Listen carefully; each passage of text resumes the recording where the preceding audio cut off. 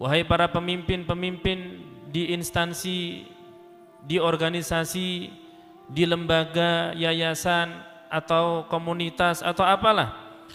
Pokok setiap pemimpin harus ngasih tahu kepada orang-orang yang dipimpin akan kewajiban-kewajiban yang Allah wajibkan kepada mereka, dan juga harus ngasih tahu larangan-larangan yang Allah larang atas mereka.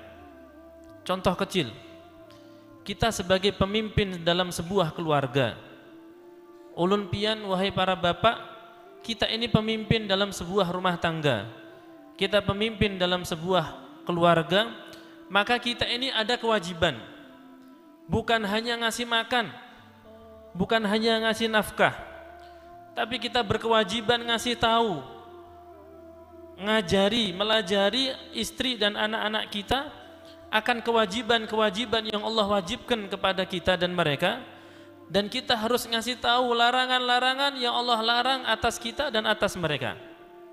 Berapa banyak kepala keluarga yang kada perhatian dengan yang masalah seperti ini? Berapa banyak seorang suami yang kada tahu menau kayak apa istrinya, terserah mau melakukan kewajibankah, mau melakukan keharaman, terserah. Berapa banyak kita sebagai orang tua acuh tak acuh dengan anak-anak kita, terserah anak kita mau sholatkah, mau kada, mau pacarankah, mau kada, mau melakukan keharamankah, kada, kita kada peduli. Padahal ini kewajiban kita sebagai kepala keluarga, ngasih tahu kepada anak-anak kita, nak, ini wajib, nak, ini haram, nak, ini kada boleh, nak, ini harus dilakukan, kada boleh ika meninggalkan sholat, nak, ini haram, kada boleh, pian cicipi aja kada boleh, apa itu, narkoba, minuman keras, dan sejenisnya. Jadi berapa banyak dari kita sebagai kepala keluarga, kita acuh tak acuh, istri kita ini mau sembahyang kah kada, terserah. Bini kita ini pahamkah kada fikih, itu terserah. Padahal fikih itu wajib diketahui.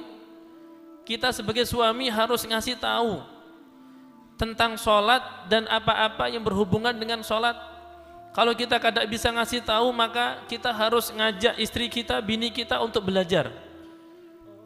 Jangan sampai kita ini nanti akan dituntut oleh istri dan anak-anak kita gara-gara kita kada peduli dengan kewajiban-kewajiban yang Allah wajibkan atas mereka, kewajiban-kewajiban yang Allah wajibkan kepada mereka, dan kita juga kada peduli dengan larangan-larangan yang Allah larang kepada atas mereka.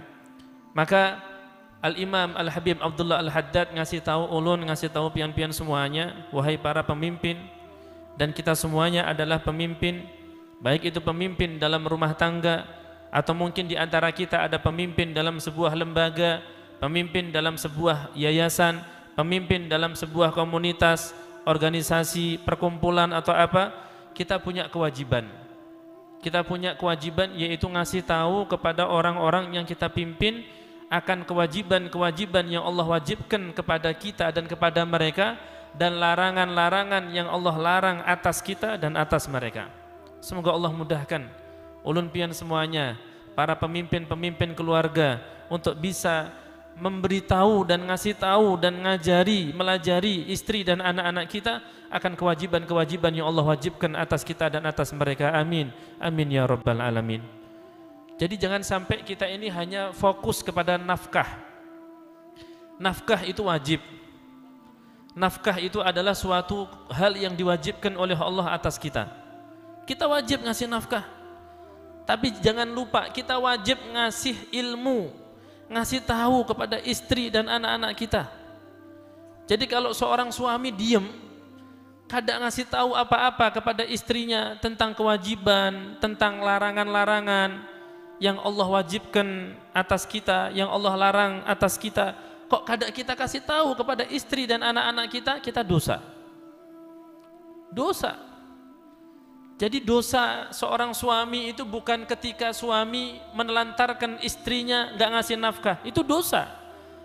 Tapi ada dosa lain, yaitu ketika suami membiarkan istrinya kada tahu apa-apa.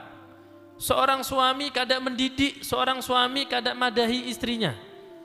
Seorang suami kada ngasih tahu apa sih kewajiban istri itu kepada Allah. Apa larangan-larangan Allah yang Allah larangkan kepada istri kita? Apa? Kita kadang ngasih tahu. Awas, hati-hati. Dengan sebab ini kita sebagai seorang suami, kita sebagai seorang abah bisa masuk neraka gara-gara istri dan anak-anak kita. Maka dari itu perhatikan, bujur-bujur perhatikan.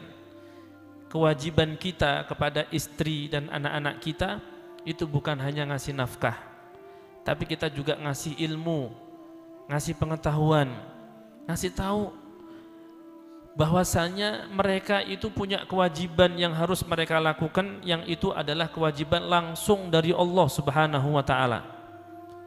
Sholat wajib. Seorang suami harus ngasih tahu istri tentang sholat. Seorang abah harus ngasih tahu anak-anaknya tentang sholat. Walaupun kita sudah memenuhi nafkah untuk istri dan anak-anak kita, tapi kalau kita ini ceroboh di dalam hal kewajiban dan larangan yang Allah wajibkan, yang Allah larang atas kita, maka kita adalah suami atau abah yang akan mendapatkan dosa dan akan masuk neraka gara-gara kita kada perhatian dengan kewajiban. Wajib. Sekali lagi ulun sampaikan, wajib atas kita suami atau orang tua atau kepala keluarga untuk ngasih tahu apa-apa yang harus kita kasih tahu kepada istri dan anak-anak kita daripada kewajiban-kewajiban. Tugas kita ngasih tahu, tugas kita mengingatkan. Yang salah itu ketika seorang suami diam, yang salah itu ketika seorang abah itu diam. Bininya, anak-anaknya mau sembahyang kah kada didiamkan, anak perempuannya mau menutup aurat kah buka aurat dibiarkan. Ini yang dosa. Walaupun kita banyak ibadah, walaupun kita ini banyak bersedekah, walaupun kita ini banyak berisi pahala, pahala kita itu enggak akan bisa menutupi dosa-dosa yang dilakukan oleh istri dan anak-anak kita ketika kita itu diam akan dosa yang dilakukan oleh istri dan anak-anak kita. Berapa banyak nanti di akhirat suami masuk neraka gara-gara istrinya. Padahal suami ini taat sama Allah, suami ini kada pernah berbuat dosa, suami ini sholatnya bagus, puasanya bagus, sedekahnya Masya Allah, Al-Qurannya Masya Allah, sholawatnya banyak, tapi ini suami masuk neraka gara-gara istrinya. Kenapa? Karena selama di dunia suami ini diam, taunya hanya ngasih nafkah zahir batin pada istri, kada tahu bahwasanya suami ini wajib ngasih tahu istrinya tentang sholat, ngasih tahu istrinya tentang puasa, tentang zakat, tentang kewajiban-kewajiban yang Allah wajibkan kepadanya. Begitu juga ketika seorang abah asyik dengan ibadahnya. Abah ini, seorang abah ini Masya Allah sholatnya baik, puasanya baik, Al-Qurannya baik, zikirnya baik, sholawatnya Masya Allah banyak, sedekahnya luar biasa banyak, tapi ini abah masuk neraka gara-gara anaknya.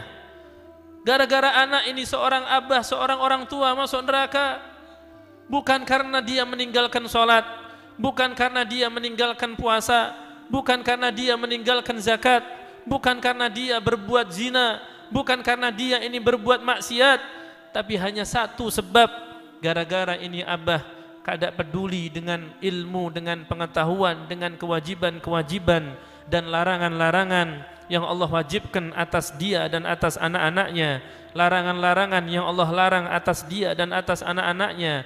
Ini orang tua, ini abah diam.